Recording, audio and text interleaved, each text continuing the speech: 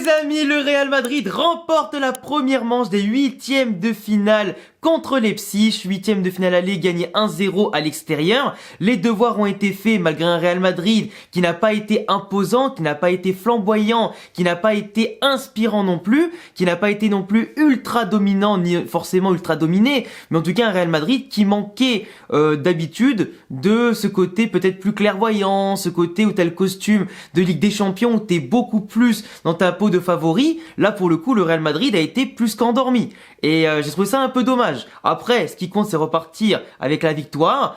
Clean sheet, pour en tout cas arriver au retour au Bernabeu en pleine possession de tes moyens devant ton public. Mais je tiens quand même déjà à féliciter quand même l'équipe de Leipzig qui, certes, a joué crânement sa chance en étant outsider, qui a quand même un bon football, surtout devant son public, qui a su jouer contre le Real Madrid, en tout cas quasiment le match le plus important de leur saison, avec un niveau plutôt intéressant, qui n'a pas été efficace, mais en tout cas qui a été plutôt solide et qui a été plutôt inspiré sur les portées de balles, qui ont été intensifs sur la pression qu'ils nous ont mis au point de nous enfermer carrément dans notre moitié de terrain, surtout pendant toute la première mi-temps, voire quasiment l'heure de jeu, et globalement Leipzig qui a levé le pied au fur et à mesure, avec les efforts qui ont été faits, qui les ont empêchés de maintenir tout ça, puis le Real Madrid par l'expérience et la technique qui ressortait proprement le ballon, qui arrive à placer des contres, à assurer des transitions intéressantes et aussi avoir des occasions, parfois plus décisives et intéressantes que celles de Leipzig, mais globalement les Allemands ont fait un très bon match. Ils n'ont pas été récompensés parce qu'ils auraient pu marquer au moins 1 ou 2 buts ce soir, mais c'est pour ça aussi que je tiens à féliciter Lunin, qui est pour moi vraiment l'homme du match avec Brahim Diaz,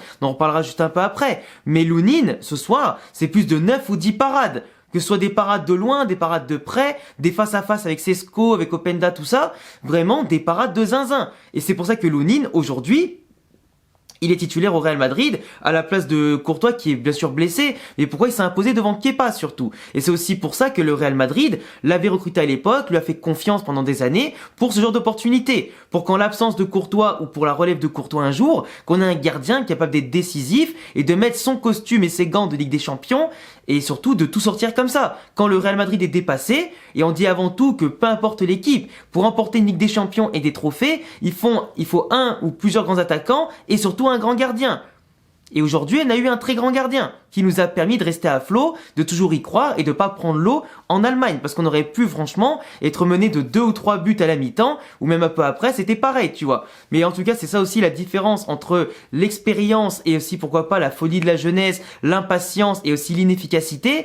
Et le Real Madrid fait toujours la différence comme ça. Après, Lunin, il y a forcément Brahim Diaz, le buteur du jour qui nous met un enroulé magnifique du pied gauche, qui nous met en plus une petite percussion avant qui est super intéressante et comme ça le caractérise si bien. Brahim Diaz qui l'autre jour en Liga au dernier match te fait un enroulé et qui part limite au 3e poteau tellement il l'avait foiré. Là il l'a gardé de l'autre pied cette fois-ci pour la Ligue des Champions, donc je suis très content pour lui parce qu'en plus Bellingham est pas là, donc il est titulaire à sa place en tant que remplaçant numéro 10 à la pointe du losange du milieu de terrain du Real, mais il mérite globalement de jouer plus titulaire et c'est quand même dommage qu'après une telle prestation en termes de qualité défensive, offensive, de percussion, d'élimination, il marque le but décisif et de la victoire, qui se blesse au mollet. Du coup, ça va sûrement l'handicaper pour 2-3 semaines ou peut-être un mois. Et malheureusement, ce qui est con, c'est que dans un mois, t'as la reprise des sélections pour les dernières trêves de sélection, je crois, si je dis pas de bêtises, avant l'Euro 2024 et les compétitions de l'été. Donc De La Fuente risque de pas l'appeler parce qu'il reviendra à peine de blessure,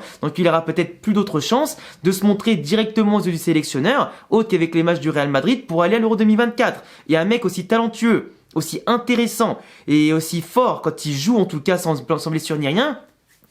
Franchement, si l'Espagne s'en passe pour l'Euro, je serais dégoûté parce qu'il le mérite, tu vois. Et ce qui est chiant, c'est que là, même si Bellingham, j'ai hâte qu'il revienne, mais il avait 3-4 matchs d'affilée entre la Liga et Ligue des Champions pour être titulaire, engranger des minutes, de la confiance et être décisif. Et malheureusement, faute à pas de chance, il va devoir aller à l'infirmerie. Donc c'est hyper chiant. Et le Real Madrid, entre Bellingham, entre les blessures qu'on a déjà eues avec Rodrigo, entre Vinicius, les défenseurs actuellement, etc., c'est une saison de malchance. Et malgré ça, on est premier de Liga, on est certes sorti de la Copa, mais on a quand même gagné la Super Coupe. Et voilà, après la Ligue des Champions, on verra bien jusqu'où on ira. Mais il faudra un effectif complet. On pourra pas aller au bout de la Ligue des Champions avec un effectif incomplet. Mais globalement, ce soir, au-delà de tout ça, Leipzig a quand même été sur son terrain vachement dominateur. Ils ont mis la pression sur notre terrain à nous, ils ont poussé à reculer, on jouait plus en transition et en contre qu'autre chose. Heureusement qu'on a quand même des joueurs comme Kroos, comme Tchouaméni, comme Kamavinga, capables de bien ressortir les ballons, parce que Nacho, à des moments, nous faisait des relances plein axe et des erreurs plein axe, mais j'avais envie de péter un plomb. Certains joueurs qui perdaient les ballons bêtement, naïvement, donc comme les Mendy au début, comme Carvajal aussi au début, ça lui arrivait, Vinicius qui fait des passes plein axe aussi, c'était un peu aberrant, mais heureusement que l'ordre a vite été mis quand l'orage est passé et que globalement on a réussi à rester au niveau du match, qu'on a remporté de plus en plus de duels au fur et à mesure que le match avançait, et petit à petit Leipzig qui mettait la pression avec Henrich, avec Raum sur les côtés, qui apportait des solutions, des dédoublements, qui apportait beaucoup de pression, le surnombre, avec Sesko et Openda qui dans la verticalité et surtout la profondeur bouffaient Nacho et Tchouaméni sur les appels, donc c'était compliqué. Heureusement que Lunin était là dans un contre 1, mais heureusement que surtout ils n'étaient pas inspirés les attaquants, parce qu'ils avaient beaucoup d'espace, ils avaient beaucoup de possibilités, et nous soit on coupait au dernier moment, soit on arrivait à se dégager au dernier moment, soit justement c'était Lunin qui s'en occupait. Donc franchement, on a de la chance qu'en face, c'était pas des attaquants dans un grand soir, malgré qu'ils soient poussés par le public, tout ça, et l'euphorie de dominer le favori. Mais globalement, on peut s'en tirer en tout cas à bon compte. Après, forcément, on va parler de la polémique du début du match avec ce fameux but hors-jeu de Sesko, du moins le but refusé à Sesko pour un hors-jeu. Alors, oui, le joueur n'était pas hors-jeu, mais on voit quand même bien, même si c'est léger, que Henrich, le défenseur de Leipzig, pousse légèrement dans le dos Lunin en étant lui-même hors jeu. Donc un joueur hors jeu qui interfère avec le gardien ou un défenseur qui va agir sur l'action, forcément, il est compté comme hors jeu, il gêne, il y a hors jeu. Après, bien entendu, peut-être que dans l'autre sens, si ça avait été pour le Real Madrid tout ça, peut-être que l'arbitre n'aurait pas sifflé, que les arbitres n'auraient pas sifflé, que la VAR ne serait pas intervenue. Et moi, c'est plutôt ça qui me gêne. Par rapport au fait que le but soit refusé. C'est que est-ce qu'il aurait été refusé si ça avait été le cas du Real Madrid? Ça, moi-même, j'en suis pas sûr, mais comme le disent en tout cas certains médias autour de la VAR, il y a bien hors-jeu. Donc au bout d'un moment, le but est invalidé. Sauf qu'après, tu vois, Leipzig, ils avaient quand même énormément d'occasions de marquer des buts et ils l'ont pas fait. Donc à un moment donné, frérot, même si t'as eu un but refusé au bout de 1 minute de jeu, t'as eu 90 autres minutes pour marquer des buts. Tu l'as pas fait. Pourtant t'as eu plein d'occasions, t'en as eu plus que le Real. Le Real, à part le poteau que Vinicius s'est procuré tout seul, que Brahim reprend pas derrière et notre but, on n'a pas eu des giga occasions non plus. On a eu des centres, mais on était trop imprécis, des frappes un peu lointaines, on était imprécis, des frappes molles, on n'a pas eu des gigas face à face pour marquer des buts. Donc tu vois, nous, avec le peu d'occasions qu'on a, en étant pas très bon, pas du tout dans un grand soir et pas flamboyant ni rien, on a su marquer en étant bousculés. Donc eux qui sont dans un bon temps, ils n'ont pas réussi à marquer. À un moment donné, je suis désolé, tu peux t'en prendre qu'à toi-même. Mais si tu résumes ce match que au but hors jeu, qui certes aurait pu conditionner tout ça, parce que Leipzig, dans l'euphorie, ils auraient continué à attaquer, le Real Madrid aurait dû prendre des risques pour attaquer, pour égaliser, donc forcément ça aurait pu changer des choses. Mais avec Dessy, on refait le monde. Et globalement, le Real Madrid, c'est pas une équipe non plus qui se laisse faire dès qu'ils prennent un but dans les 10 premières minutes. C'est arrivé souvent cette saison et souvent le Real Madrid a remonté. Donc ça aurait pu être le cas ce soir. Avec Dessy, on refait le monde. Mais c'est sûr qu'un match comme ça, avec une polémique comme ça, c'est chiant. Après Leipzig, honnêtement, j'en ai plus rien à foutre d'eux.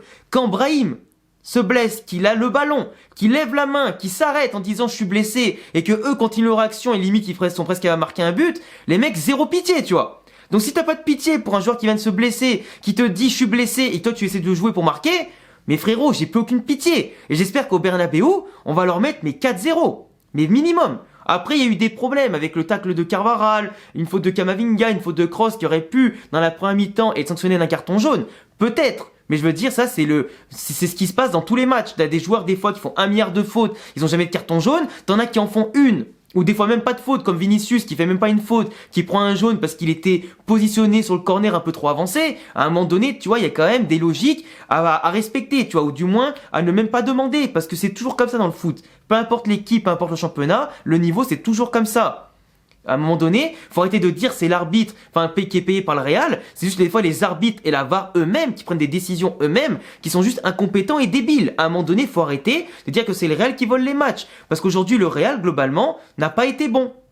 n'a pas été bon, je parle de manière collective comme individuellement, même si t'as certains joueurs comme Tchouaméni qui ont fait un match en défense centrale absolument énorme, que t'as Vinicius qui dans les dribbles, etc., comme Brahim, était au top et a pu amener des choses au Real Madrid, mais si en première mi-temps il était un peu éteint, mais après voilà, après les Kamal et Valverde qui ont eu de l'activité physique, et plus le match a avancé, plus ça faisait des fautes, plus ça se rentrait dedans, plus ça se mettait des coups. En face, t'avais des Dani Olmo, Xavi Simons qui se baladaient techniquement, mais dès que physiquement c'est monté d'un cran, on les a plus vus. Donc tu vois, au bout d'un moment, et t'as même Schlager, du coup, leur milieu de terrain qui mettait plus de coups qu'autre chose, parce que techniquement, Schlager, il est pas bon, c'est plus dans le côté défensif qu'il était présent, mais voilà, à part se rentrer dedans et tout, il passait d'un match plutôt technique à un match physique, bah finalement, ce match à la fin, moi je l'ai trouvé un peu fade, je l'ai trouvé un peu tendu, je l'ai trouvé surtout disproportionnellement tendu par rapport à l'enjeu, par rapport au spectacle de base qu'on aurait pu avoir vu les styles de jeu qui alignaient les deux équipes, mais bon, après c'est comme ça, après les entraîneurs ont fait les changements, ça apportait du 109, mais des 109 qui se mettaient encore plein dans la bourre, avec des coups de coude sur les corners, Carvajal avec un coup par terre, et Tchouaméni qui prend un coup de pied sur un ciseau raté de l'autre, enfin tu vois, au bout d'un moment, toi ça allait un petit peu trop loin je trouve. Mais bon, après c'est la frustration, c'est le match, c'est comme ça, et du coup le retour d'ici 3 semaines, un mois, je sais pas exactement quand c'est les matchs retour, mais ça va être très tendu, mais au Bernabeu, faudra cette fois-ci prendre le jeu à notre compte, et cette fois les bousiller, parce que là on a été gentil, on était à l'extérieur, on a gagné quand même, mais au Bernabeu, j'attends un Real Madrid conquérant, qui mettra 3 ou 4 buts d'écart à Leipzig, et surtout qui mettra fin à toutes les polémiques, parce que si aller-retour, t'as 3 ou 4 ou 5-0 pour le Real, c'est pas un but hors jeu qui va tout changer. Enfin bref, en tout cas ce match-là, je suis pas très satisfait du forme comme du fond, en tout cas du Real Madrid, mais la victoire est là, c'est le principal qui est acquis, en déplaise aux rageux, en déplaise aux anti-Real Madrid, et puis voilà, on essaye d'aller au prochain tour en validant ça au match retour, et puis on verra bien comment ça se passe, en espérant que Brahim c'est pas trop grave, que Lunin continuera en état de grâce, que la défense malgré les absents continuera d'être aussi solide, et que voilà, on essaye d'avoir les attaquants aussi inspirés que possible, et puis on verra bien. Je vous laisserai me dire en commentaire ce que vous en pensez, votre homme du match, votre prédiction pour le match retour, vos avis global sur Leipzig et sur le Real Madrid. Puis on se retrouve dès demain ou dans les prochains jours pour de prochaines vidéos. À la Madrid, in a Damas. Ciao les frérots.